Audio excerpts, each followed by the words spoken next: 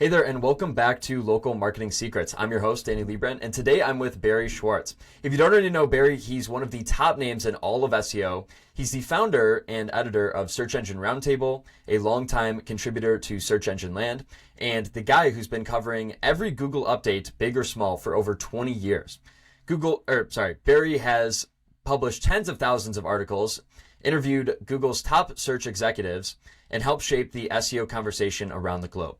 He's also the founder of Rusty Brick, a successful web development agency he started over 30 years ago. Today, we're diving into the future of SEO and AI's impact on search, specifically what's going on with Google and how it's evolving in real time. I'm personally super excited for this one, as Barry is the main person I look to for SEO news. So without further ado, Barry, welcome to the show. Hey, how are you? Thanks so much for having me. Of course, man. Before we get into it, could you just give me a little bit of background on yourself, of how you started Rusty Brick and Search Engine Roundtable and all of that? Sure. So we started Rusty Brick. I have a twin brother, Ronnie, who's a big software, geek, building software since the early web days. And we were in high school, and he just loved to build like web stuff, like web software and software applications. So he kind of named it after his initials. It used to be called Rusty Brick Software.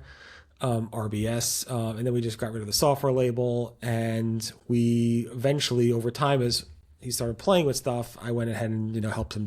Basically started a company, and I started selling software to companies based on what they need, from Chinese food website, restaurant websites, like website stuff, and to like building any type of software for companies, from emergency room hospital software to party planning software to even pest control software, actually. Interesting. So we do a lot of software to make companies much more efficient in what they do.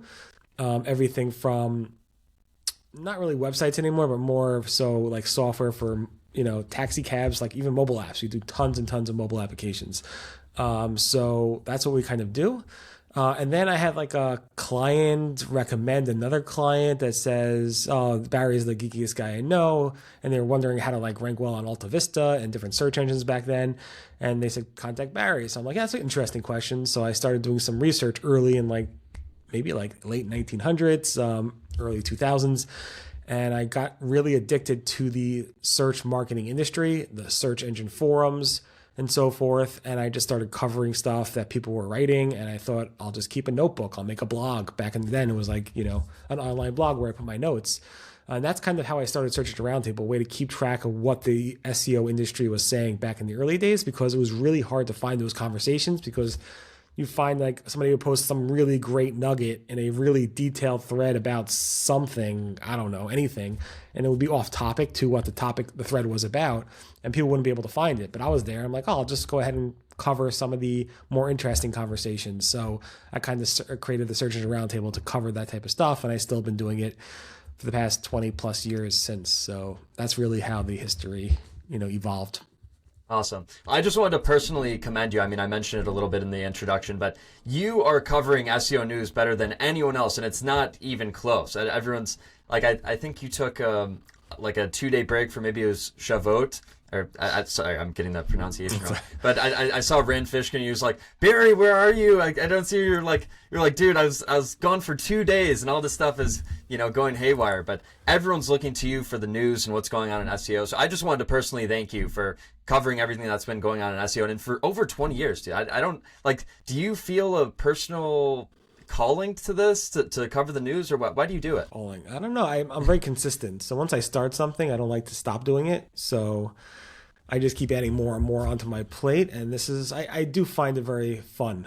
I don't consider this a job. It's definitely a hobby, and I love the search community. So this is my way of giving back to them, and hopefully some people appreciate it and some people don't. But I enjoy doing it.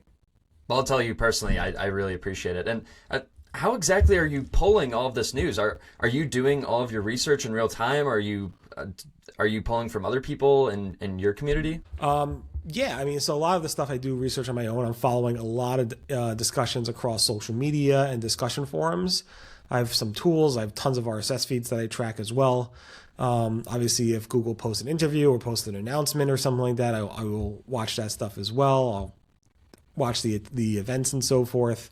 And then obviously people send me tips as well, like this button turned from red to blue or something, and I'll decide if I want to cover it or just put it in the newsletter. So of course the community is very, very gracious about sharing stuff with me all the time. And also I'm just really just following everything that people are saying, even if they don't send it to me. So I do miss a lot, obviously, but I try to cover what I can. And I also try not to cover too much. Like I try to not post more than 6 times a day on Search Engine Roundtable, because it could be overwhelming, not necessarily for me, but for the people who are reading it. So I try to keep it somewhat not too much. And sometimes I'll post a little bit more depending on what's going on. And other times I'll just hold off on stories to cover it to the next day so I don't overwhelm people. Yeah, definitely. So one of the major updates, as I'm sure you know, happened recently, and what I was telling you that I wanted to talk about a lot here is Google's I/O update, that they gave a huge keynote presentation, and a ton of things are changing. They're adding VO, and they're talking about a transition to AI mode. Can you kind of give a summary of the I/O presentation and what you pulled from it? So it's good because the Google I/O events historically have been very, very about Android and everything but search. And the past 2, maybe 3 years, Google has gone back to its roots, talking about and leading with search as the most important thing. Now, of course, you could go back and look at the previous Google I/Os and say, oh, TPUs and AI and stuff like that were all precursors to where search is going. And of course it was, but they were always showcasing new Android features. In fact, this year they actually made an Android show the day before, 2 days, a week before, so as to not talk about Android too much at Google I/O. That being said, Google is definitely back to its core. They're talking about search, and search obviously is changing a lot.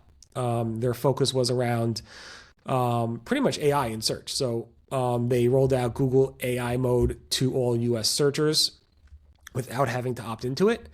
AI overviews, which is already rolled out to many countries, has been expanded to even more regions and more languages across the globe. And they announced a bunch of cool new lab features in AI mode as well, like charting and deep search and so forth within AI mode. So they did a lot of announcements around AI and search and how that's changing. Even Liz Reed, the head of Google Search, announced on stage that this is the future of Google Search, meaning AI mode, which of course gets a lot of people concerned, especially people who've been doing SEO for a long time and they're used to the search results as they are. Change is hard. And we've been through change before, but this is probably the most drastic change to Google Search since it started on day one. Wow. So you can't even debate it. Google is 100% eventually going to switch to AI mode. Is there a timeline for that, or how certain are you there? Yeah, there is no timeline. Google wouldn't announce, and they usually don't announce when things are going to be released. They only announce it when it's out there. So honestly, I don't know if AI mode is fully rolled out. I know John Mueller said that Search Console data for AI mode, it won't be separated, but it'll be in Google Search Console mixed in with everything else once AI mode is fully rolled out in the US. So maybe it hasn't fully rolled out, but they did announce that it actually is rolling out that day to everybody. It's hard to know because I'm a Workspace account. I also have a Gmail account, and the Gmail account, I'm opted into AI mode. So it's hard to know what's what, but they don't give timelines. And not be like AI mode is going to roll out in the UK or India on this date. They never do that anymore. They are announcing features like the new charting or deep search or stuff like that will roll out in the next month or by the end of the year. So they just recently rolled out the charting feature just last week, which actually was announced on Friday, but people didn't start seeing it until it's Monday. But Google rarely ever pre-announces rollouts around search features ever. So I'm not sure when AI mode will launch internationally. But yeah, it is the future. So they'll be testing it big time in the US and seeing how it goes. And then as they get more confident in it, they will go ahead and release it in more places. Yeah, awesome. And how can we optimize for AI mode? Have you seen anything around this, or do you have any general predictions? Optimizing for AI mode. There's nothing really to do for AI mode to optimize for. It's basically about building content. Now, you could do really well, get your content into AI mode, and then just not get traffic. Meaning, as you see with AI overviews, and now in AI mode, Google has a lot of content in there. It could be a paragraph, it could be a whole long essay with many, many sources of links, to anywhere from a few links to 50, 60, 70 plus links to different websites and different pages on the web. And that all counts as being position number one because that's the first result in that AI overview. So how do you optimize for that? So sure, Google could go ahead and use your content in the AI overview in AI mode, and the chances of getting a click from that is very slim because that's just the interface. So people are calling this the great decoupling, where if you look at your Google Search Console report, especially when AI overviews continues to expand, you'll see that your impressions are about the same, meaning you're getting the same amount of impressions. Sometimes that's going up because AI overviews are now position number one, so you might get more impressions, even though let's say you're ranking a page number 2. Now you're ranking in the AI overviews, and now you're position number 1. So you'll see the impressions either flat or going up. And then you will go ahead and see that the clicks are drastically going down. And you're like, oh, I'm getting the same amount of impressions from Google search. Why are the clicks going down? Because people are clicking less. So yes, the optimization techniques are the same in terms of making sure that you have great content that Google wants to index and use in Google search and Google AI overviews and Google AI mode. But the clicks are getting less. So people are saying, all right, so now you have to think about 2 new things. One is about branding. Make sure your brand is mentioned in the AI overview. Make sure your brand's mentioned in AI mode. So if somebody's asking for SEO advice, maybe they'll say, Danny is an expert in this field, and he says this, and this, and make sure to learn about his company.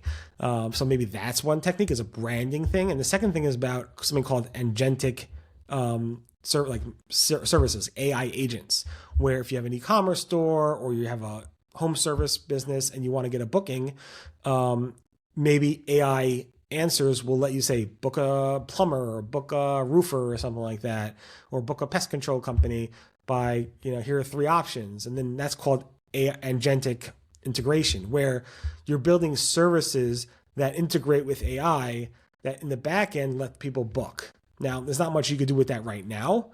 I think ChatGPT is releasing some services around that as well, and Perplexity, and Google's announcing some stuff, but it's super early. But those are the 2 mechanisms, branding and agentic stuff. Yeah. Okay. Awesome. Yeah, I saw with the Google presentation that they made it easier to book a flight. You could basically have Google's agent book you a flight or something similar like that. So yeah, okay, that makes sense. And then I was also curious, where do you see advertising with this? So I believe there have been ads that have been started to get rolled out on AI overviews, but I don't think they're on AI mode yet. But where do you see that coming for AI mode? Right. So you're right. Ads are being rolled out and still being, I think, tested in some areas in AI overviews. Both, they always had them on top and on bottom. So now Google is saying they're also in the middle.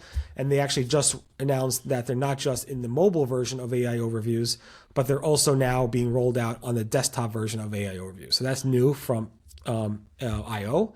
So you should see more ads in AI overviews. In AI mode, Google said they will be testing them in AI mode, but they're not, doing anything more than testing. I haven't seen any tests of ads in AI mode yet, but hopefully I'll see them soon. Because Google really, if that's the future of Google search, they have to make sure to get ads in there and make sure those ads are clickable. Because if Google's not, like 80-something% of their revenue comes from search ads, they need to make sure that their revenue doesn't get impacted by putting ads in something where people don't click on those ads. They have to make sure there's a good advertiser experience and so forth. So they have to figure out that from a revenue perspective to make sure their earnings don't drop. So I'm sure they'll figure out something when it comes to ads in AI mode, but I haven't seen any tests on that yet. Here, I'll stop the recording. Okay, cool. So we were talking about ads within AI mode. What exactly will that look like, though? Will they be super integrated and almost look just like the organic results, or what will those look like? Yeah. So Google showed some examples of ads in AI mode.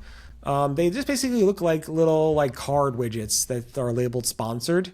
They look like normal ads in AI mode too. So they're little cards, like you would see either at the top or in the middle of the answers in the AI answers, and they would basically show you clickable links to not just organic results, but also sponsor results. It works also well with sponsor listings, like shopping listings. So if you're looking for like the best, I don't know, bed bug spray or something for your beds, and you have lots of pests in your bed, I keep bringing in the pest stuff for you. You basically will show a product listing of different sprays you can use, and you can carousel, like shopping ads you would see. I think you would see a lot of that there as well. So they're basically just carousels and cards and so forth within the AI mode results. I think Google shares some screenshots of that. I can send you a link that you can embed them into this video if you want. It's hard to describe, but they're basically just cards or carousels of ads shown in the actual AI mode answer. Yeah, awesome. I can leave a link to that below. And next I wanted to cover just overall, like what's going on with LLM. So we've covered Google pretty deep here, at least to start out. But now I'd like to cover LLM. So ChatGPT classically came out a few years ago. Now everyone's using it. But now there are all these other tools, and specifically Gemini and Claude. Where do you see the LLM market going? Do you see Gemini taking over ChatGPT, or ChatGPT still being number one? So yeah, I mean, in terms, there's two markets. There's search, and there's like these LLMs or whatever, and Google's kind of, and some of them are doing a mix between them, like Perplexity and so forth, and some are doing, like you have Google Gemini, and that's separate from Google Search and separate from AI mode. And the leader right now in terms of branding is, you think AI and AI answers, you think about ChatGPT, and Google's Sundar Pichai says they want to be the brand for that as well. They just don't want to be the verb for search, they want to be the verb for AI.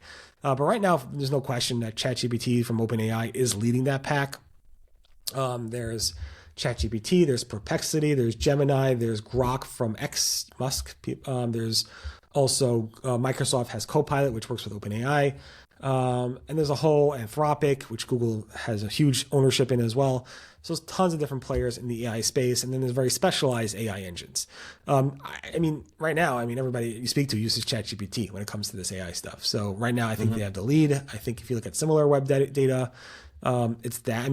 Google's growing nicely when it comes to Gemini in that space, but I think it's like ChatGPT, then followed by Gemini, I think. I don't have the actual raw data with me right now, and that could change, but early on data shows that ChatGPT is really winning right now.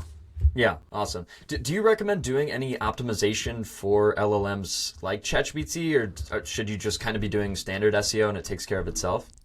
Standard SEO takes care of itself. So if you want to make sure to be included in answers, you have to make sure that those engines can actually crawl and so forth. I know ChatGPT just released some structured data options.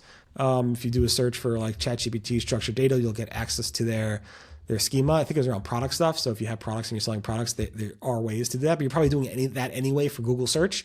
So it's really just doing the same basic stuff. There are something called the LLM TXT file, that TXT, like robots TXT.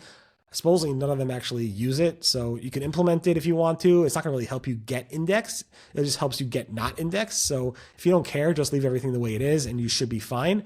But there's really no specific tips outside of structured data right now for ChatGPT, and of course using all of Google's stuff that they're using right now. So Google Search, just do whatever you're doing for Google Search and you should be fine. Awesome. Yeah, I just want to get clear here, because it sounds like, from what I'm gathering so far and all the content that I've seen from you, is that everyone is coming to me and other SEOs in the space saying like, oh my God, I can't believe how much SEO is changing. And, what do I need to do? Do I need to get the latest tool? What do I need to optimize for? But it sounds like it's more or less the same. It actually hasn't changed as much as people think it has. Yeah, it's more in terms of what you have to do. It's more or less the same. The problem, what's changed, is the clicks. You're not getting traffic as much. You're not getting as conversions as much. And that's the big issue, is what am I going to do about that? And that's where we talked about branding and agentic stuff, diversifying the traffic you get. People are like, what's your best SEO advice? I'm like, when you get the search traffic from any place, when you get traffic to your website, make sure to capture their email addresses or get them to subscribe to whatever you want them to subscribe to, YouTube channel, whatever, so that when your clicks drop significantly, which it could happen any day as you live through algorithm updates and now with UI changes, you want to be able to continue to market to those people and do whatever you can to get, diversify that traffic as much as possible. So that's, nothing's really changed in terms of what you need to do as an SEO. It's just more about how do you get the traffic that once was there that Google's no longer sending? Yeah. Okay. And you mentioned branding. I just want to get clear here. Is like, are bigger companies going to have more of an advantage now? Is that going to change? Because I talk to a lot of small pest control owners and small local business owners, and they're all worried about losing their business, especially, Orkin's showing up #1 all the time. Do the smaller businesses need to be worried about this, or can they still compete in this landscape? That's the question. I asked that directly to a bunch of Google executives. Like, how are smaller businesses going to compete if they're not getting clicks like they used to, if their brand might not get mentioned in the actual answer, and if you only like the agentic stuff? Like, think about it. Let's say you're booking a flight. Right now, probably Google will work with either maybe directly with the airlines, or maybe they work with some of the bigger players like Expedia and Travelocity, but they're not going to go ahead and work with every single mom and pop, travel agency. So what do you do? And Google's like, it's so early, we don't really have a comment on that. And I don't know. It's a big concern. I think it's very early to say. I think what you need to do is, as an SEO to see what's going on, or as somebody in this space in the marketing, is keep playing with these features, because the features are changing very quickly. Google is constantly adapting them. ChatGPT is constantly releasing new models and new interfaces. So keep playing with this stuff so you see how they look, and hopefully you'll find some avenue where you could actually leverage to get traffic to your website and get calls and transactions or whatever it might be. But there's no like specific answer around that. It's so early, things are changing, and hopefully there'll be a way for, they'll open up like a mechanism, some structured data or some APIs that you could be one of the first to leverage, that you could get, even a small brand can be like the first to implement something. I'm sure Google will reach out to some big players to say, can you go ahead and build a mechanism for us for this? And maybe if you have contacts at Google and you're really good at one specific area, maybe you could reach out to Google and say, hey, I'm very interested in building out some agentic integrations with you guys. Who do I reach out there? Or how do I go about this, and so forth? It reminds me of like when Google came out with Google Glass, which is right over here.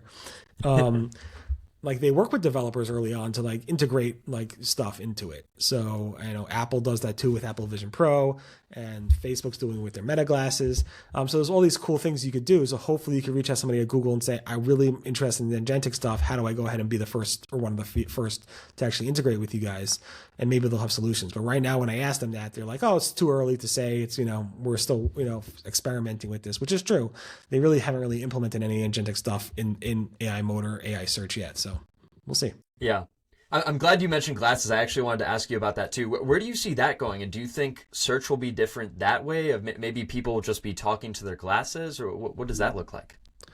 Yeah. So Google had a very good demo at I/O around XR, Android XR, which is, I guess, version 2 of Google Glass, which is really cool. People were wearing like pretty much normal looking glasses and able to, like, obviously map directions. You're driving, you don't have to like look at your phone. You could just have it overlaid. People are doing live translations. If you're talking to somebody and you're in Japan and you don't know the language, you could have live conversations with people real time. And there's a really cool, like, you put your keys down. I don't really have this problem, but a lot of people do. You put your key down, it remembers when you put them. So if you walk away and like, I can't find my keys, it will tell you that. But maybe you're looking at something, you're walking through a store, you're looking at a friend's, watch or something, and you want to like, see more information about that. Where can I buy it? Maybe it's like, oh, Google, hey, Google, tell me where that, where I just saw my friend's watch the other day, what is that watch, and how do I buy it, or where do I learn more information about it? And they can buy it directly from that. I think that's going to be really cool. And I'm not sure if that, remember ChatGPT's Sam Altman was partnered up with John Ive, former Apple designer, and they're coming up with some new device. Is it going to be glasses? Is it going to be contacts? Is it going to be something implanted into your brain? I don't know. But generally, it's like this whole multimodal, as search, as Google calls it, where you're looking at images or videos or seeing things live. I don't know if you play with the new Gemini app. The new Gemini app has live search built into it. So you're holding your phone, looking at stuff, and you're asking Gemini to tell you, what am I looking at? Or how do I find more information about that? Apple just had their announcement yesterday at WWDC, where they're showing off their Apple Vision Intelligence stuff. And, you could go ahead and ask a question about something you're looking at and so forth. So everybody's thinking about, visual search, live visual search, and so forth. And again, if you have a problem. I know somebody was having a problem with their sun pump a couple weeks ago, and they asked ChatGPT how to fix it instead of calling a plumber, and it walked them through the steps to fix it. So all these things, like, it used to be like I remember building a Google Glass app called How Do I Do This?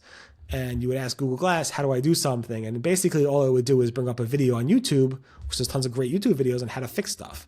So, how do I change the oil in my car, or how do I tie my shoes? Anything stupid. It could be anything. How do I, do anything, and it'll do that. But now it could be embedded in your glasses, embedded in your eye, and so forth. And it's really making it so that consumers could actually do stuff with it. It might be that you have to buy something, I'm missing a screw, or I'm missing the bottle of oil or whatever, and Google might help you go ahead and acquire that, have Uber deliver it in a matter of hours, or whatever it might be.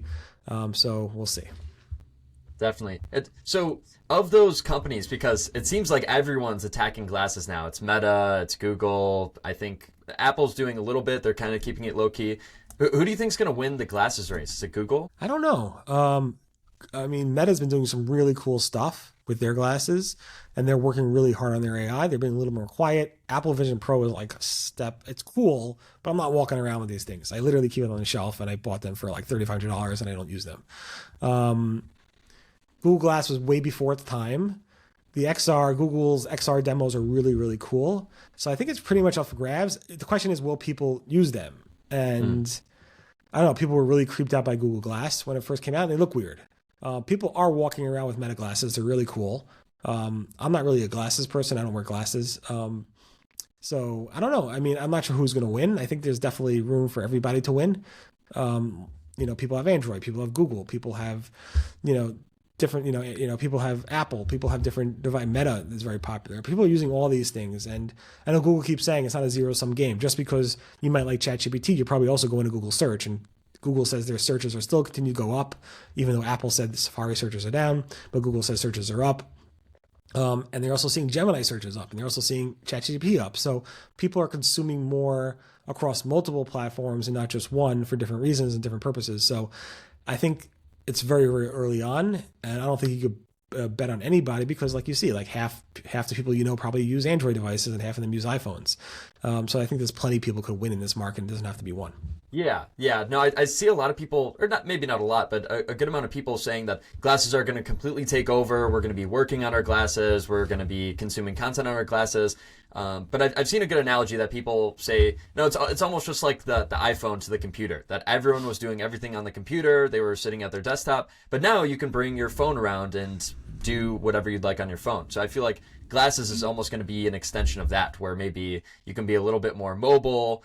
Maybe you can be on a train, and instead of like having to bring your computer on a train, now you can like watch a movie while you're sitting there. Yeah, for sure. I think this is like, we went from desktop to mobile, and now I think we're going to be going to mobile to glasses or some other visual impact. It looks like it's glasses. That's what everybody's thinking. And then what's next? So I know people were talking about, like, I know Musk came out with their brain implants, and Google's been talking about that. I think early on, the Google search, head of Google search back in the old days, Singhal, he always went to the Star Trek thing where you press the Star Trek like badge and you would just ask it a question. And that was the old Google Assistant stuff. So I think we're at a really exciting stage in search right now. Do you think it will be an implant after glasses? I don't know. That's kind of creepy. I don't know. I know. For some people, but I don't know. Yeah, no, I don't want to think about it, but things are just moving so fast. It's incredible. It's really hard to keep up with things, which again, I'm glad with someone like you in the space. Again, I'm sorry, I'm kind of jumping around here. Something else I wanted to ask you is regarding keywords. So kind of classically, people think of SEO as optimizing for keywords. How do I rank on this keyword? How do I rank on that keyword? It seems like that's kind of going away. Do you think we shouldn't be keyword optimizing anymore? What should we be optimizing for? I never really thought about keyword optimization. I know it's a big SEO thing. When I write content based on what I think people want to read. I don't think about, here are the keywords and I'm writing content. I know SEOs do that. I don't want to say that's good or bad, but ever since AI really, like BERT and all these early, AI technologies from Google, there was really no reason to do it that way. So I don't think looking at keywords is important. Look at what your customers are saying. Like you have tons of phone records and customer service calls and see what questions they're asking. Because when you do a search in Google search, at least for the past several years, Google was expanding that search to many types of variations of those keywords. Thinking they know better what the searcher is asking and trying to give them a better answer and matching that to words that the searcher isn't necessarily putting into the search engine, maybe resemblance words, and also showing content that may not have those words on those pages all the time. It used to be simple, like your keyword has to match your content on the page and the title tag and all that type of stuff. And now with, in the past several years, that wasn't the case. And then now with this whole query fan out stuff with AI mode, Google's expanding your query into multiple avenues. So yeah, I don't really think you need to worry about keywords. You just got to really think about, is the piece of content that I'm writing answering the question that my customer is saying, or the questions that I'm trying to solve. So you might want to, I would take it more from a customer-centric approach, like what are my customers asking me? How do I solve that with content on the website? How do I solve that with a video? How do I solve that with maybe a tool that you might build on your website, and build stuff like that on your website, as opposed to thinking about keywords and how do you optimize for keywords. Okay, cool. So it has to be useful. It shouldn't just don't just pick out your top keywords. It's not all about the traffic or impressions. Okay, that makes sense. I like that perspective. But that's interesting that you've thought about it that way even before things have kind of transformed, and now it's kind of all AI mode and the searches are way longer, and also the same way with LLMs. Like I do some of the searches I do on ChatGPT are like a paragraph long, and like how can you SEO optimize for a paragraph? Obviously that's not possible. So then just to go a little bit further on that, what exactly should you be optimizing for? Just quality? Again, it's all about, if you're writing a piece of content, what is that there to solve? Why are you writing that piece of content? Is it something that a customer asked you about? If you have a question in your topic, is there a reason people are looking for that? When I write a piece of content, it's something that's either new that people want more information about, or it's something that is broken, or something that the community is interested in. And how could you answer that content? Now, some people go really long-winded, and some people want the answer right away. It's very interesting how this stuff works, and I think it's really about why am I writing this piece of content, and is that piece of content answering what the purpose of that question is? Not about the keyword again, it's about why the piece of content, and is that piece of content on target? It might be just like a one-word answer, rarely, but it could be like a paragraph or two, or it could be a whole book. It depends on what you're trying to answer. And maybe it's multiple pieces of content, maybe it's one long piece of content. So it's really about, how does this customer want to read this answer? Is it a video? Is it a bunch of images? Is it bullet points? All those types of things. So you have to think about that, as opposed to thinking about keyword versus optimizing stuff. It's, content quality is not about some type of tool that's looking at a piece of content and saying, is this high quality or not? It's about, is it solving the customer's question? I have a high bounce rate on that page, or the page speed is slow. That means absolutely nothing in terms of, is this a high piece of quality content? It could be the person got their answer and left after reading it for 5 seconds, and that solved that customer experience. Or it might be they have to click on more links to get to more details, so they could actually expand. I need this, buy this product, and I don't need that product, or whatever it might be. So again, it's not that simple as saying, bounce rate's too high, or page engagement is low, or it doesn't mean anything. It depends on the query, it depends on the customer, it depends on the content. And it's not as simple as a couple of metrics on the page. Yeah. Okay. Awesome. Good to know. I know I always hear differing opinions in the SEO space, but I really value your opinions. That's great to hear from you.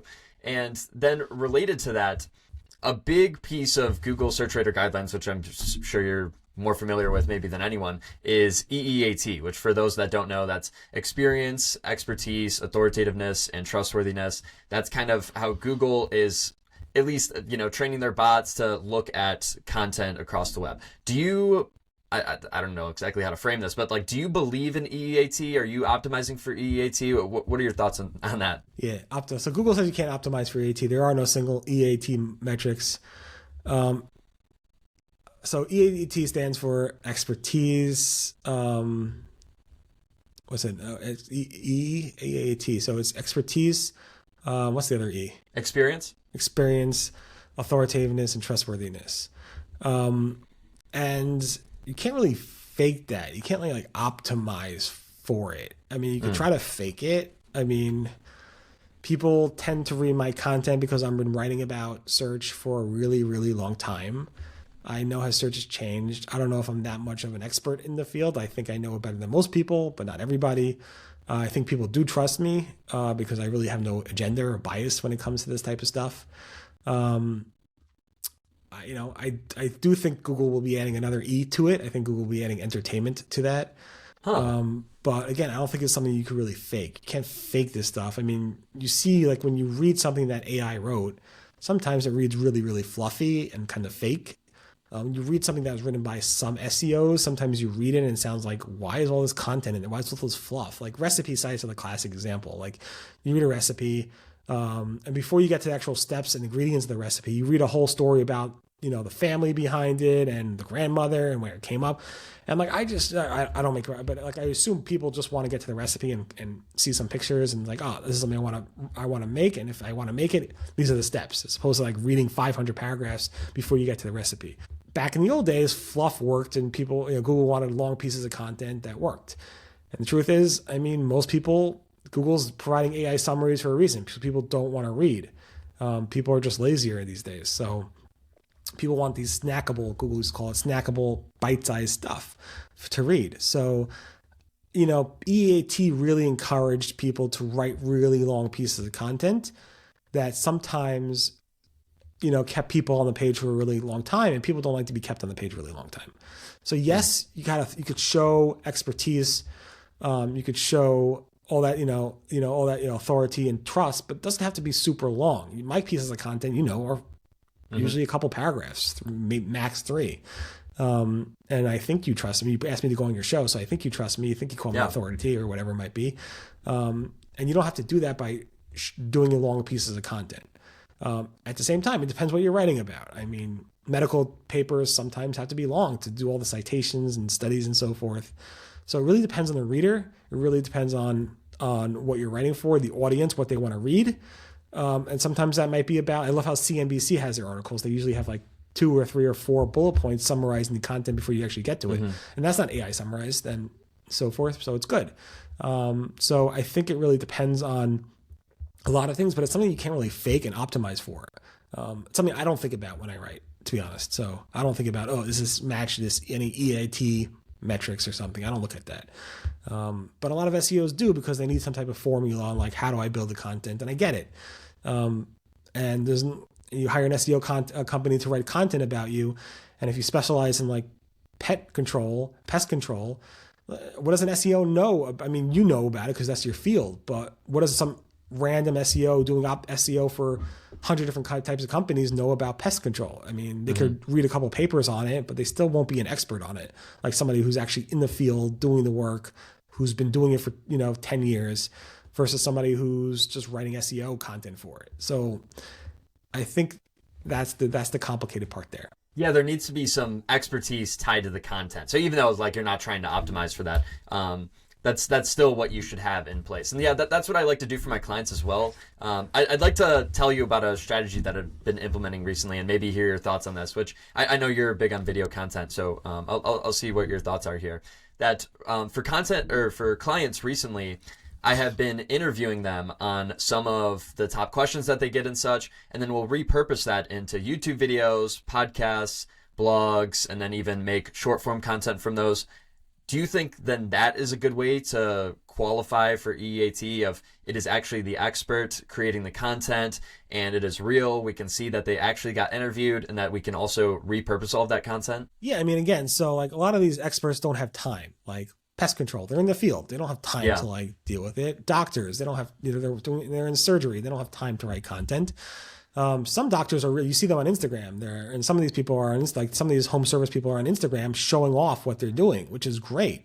But a lot of people don't have that personality or whatever. So when you see a video or a piece of content from somebody, from an expert like a surgeon or a doctor or a home repair guy, a contractor, whatever it might be, it kind of looks great. When you see a piece of content written by somebody who appears to be that person, you could tell sometimes that it's not. Even if you interview them, you could tell it's not great. It's better than not interviewing them.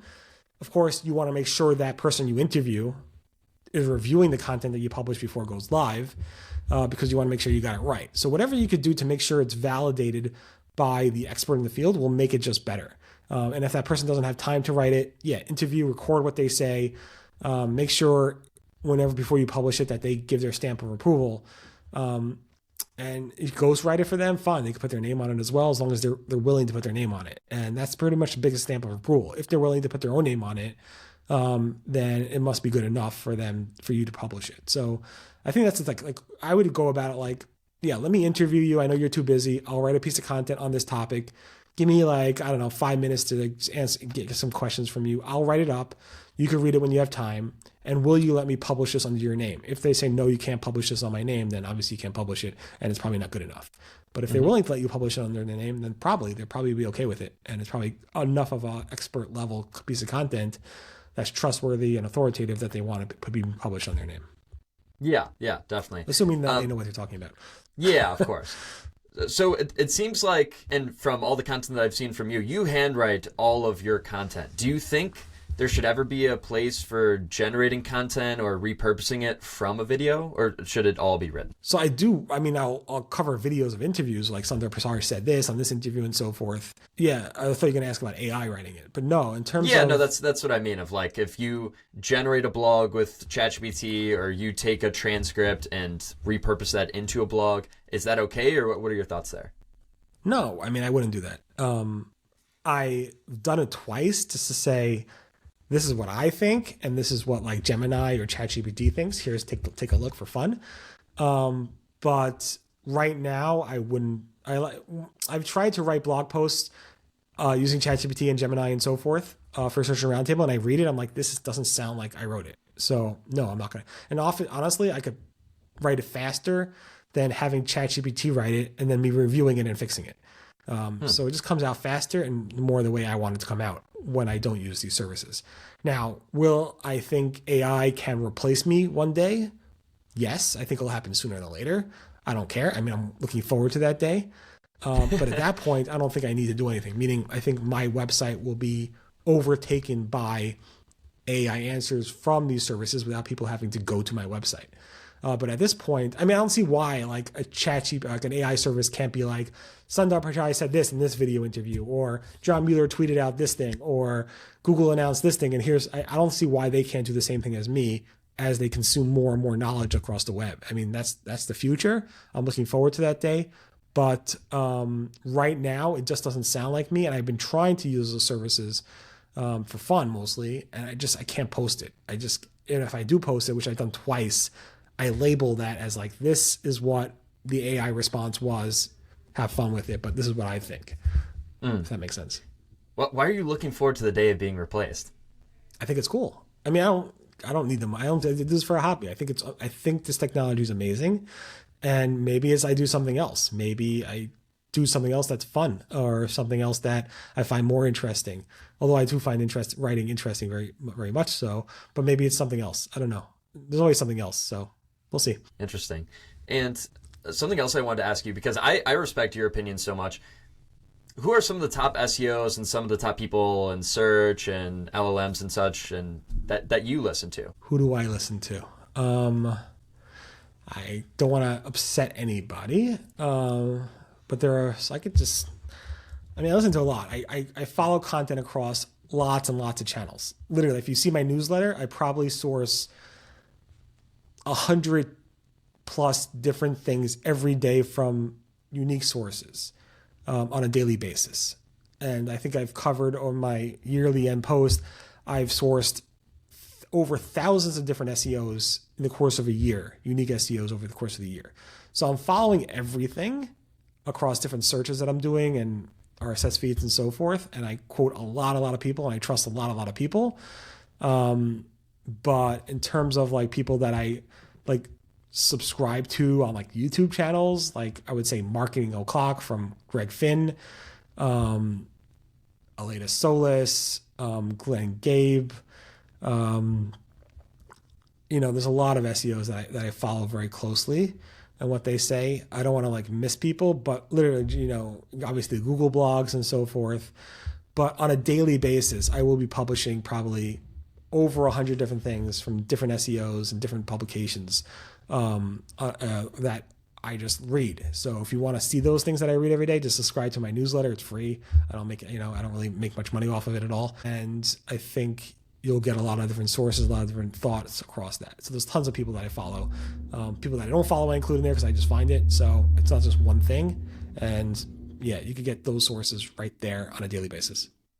Okay, awesome. It's not like a top 5 or anything. There's plenty. You're pulling from tons of sources. Cool. One of the last questions I want to ask you is, it seems like there's, as the time progresses, that search and social is becoming closer, and that they're more and more related, and that like really social is becoming part of SEO, and that, you've probably seen that Gen Z is searching on TikTok as really like their main search platform. How do you see like the merging of search and social? So we've been seeing it where Google has been putting in like these shorts and X posts and LinkedIn posts and Facebook posts and so forth directly in the search results. Reddit's big. I call Reddit a place of social. It's Google's including Reddit all the time. Google, like a couple of years ago, was like, we want to include gems in our search results.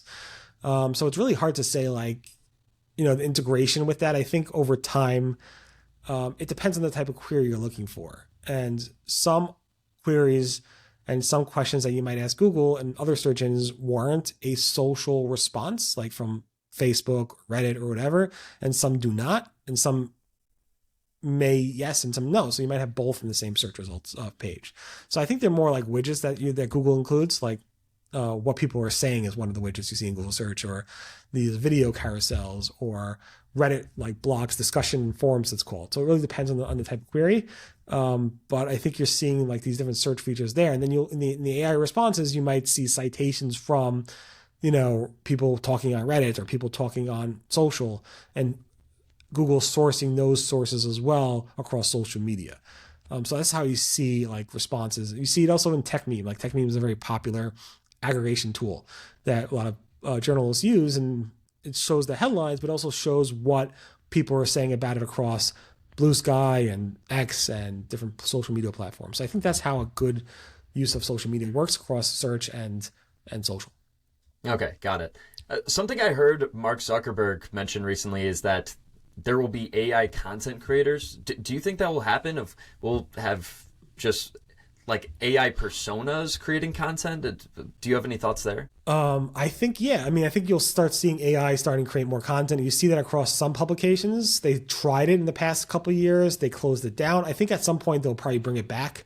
You see a lot of also content creators utilizing AI to help them with video creation or creating images. I use AI to create images on my website, header images for the story, because there's no better way to like symbolize a robot indexing content. You can't like see a real robot indexing, so you make it up, and people clearly know it's AI, and it's really relevant to the stuff. So I think there's really, I don't know if you've seen the VO stuff, VO3, Google's video generation tool. It is absolutely insane, and I think what you'll have is AI, people using AI to help you build the scripts to create these videos, and then AI actually building the scripts for you based on those prompts that you make, and you can always adjust it. It makes people who were never able to create videos but were creative, giving them the ability to actually create really creative videos without having to know the skill sets to actually do that, outside of just having a creative mind, which is amazing. So yes, it's scary how things are changing, but at the same time, this is giving people the tool sets to actually do things that they were never able to do because either they weren't educated enough to do it or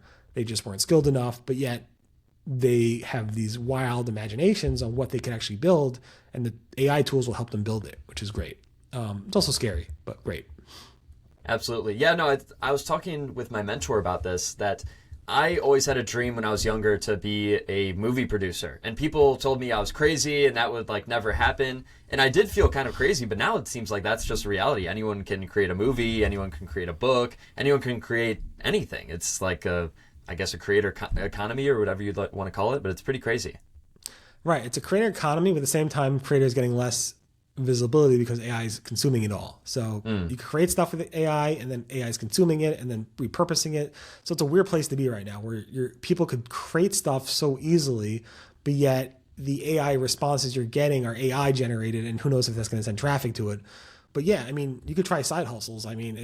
People could literally make things on the side while sitting on their couch. It's just amazing. It's fun. Yeah. I mean, I'm a little nervous for my kids. I'm sure they'll figure something out in terms of what they're going to get, jobs they'll get. But overall, I think we're in a really exciting space. Absolutely. All right. One more question for you, Barry. I'd like to ask you, what is your advice to SEOs and business owners out there? What do they need to know? What is your message for them? Yeah. I mean, so continue to create great content, or have your customers build really great content. 2, obviously, we discussed this before. Think about branding and agentic experiences, how you go over there.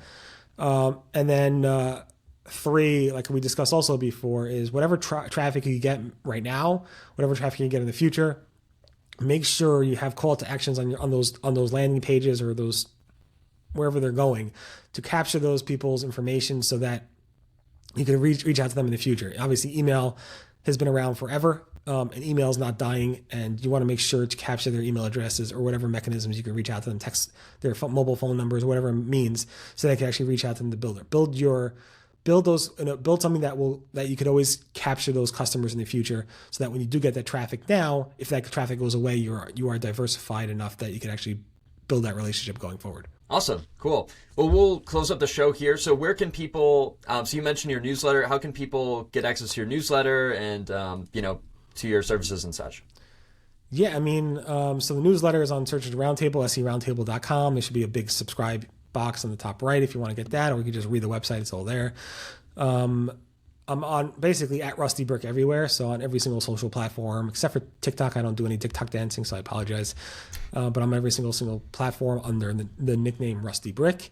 And our services aren't really SEO, it's custom software. So if you do need any software development services, web or mobile, and you want to be able to get more done with less, just get things more efficient, that's what we do. So yeah, thanks for having me. I appreciate it. Awesome. And where can people connect with you on socials as well? I know you're on LinkedIn, I think Twitter. Where can people connect? Yeah, so X, LinkedIn, Facebook, Blue Sky, Mastodon, everything. And it's the same handle. It's Rusty Brick. So. Okay, cool. All right, cool. So those links will be in the description. And yeah, it was a pleasure having you on the show, Barry. This is awesome. And, I really look up to you. So thank you so much for spending this time with me. Yeah, thanks for having me. Appreciate it. Of course.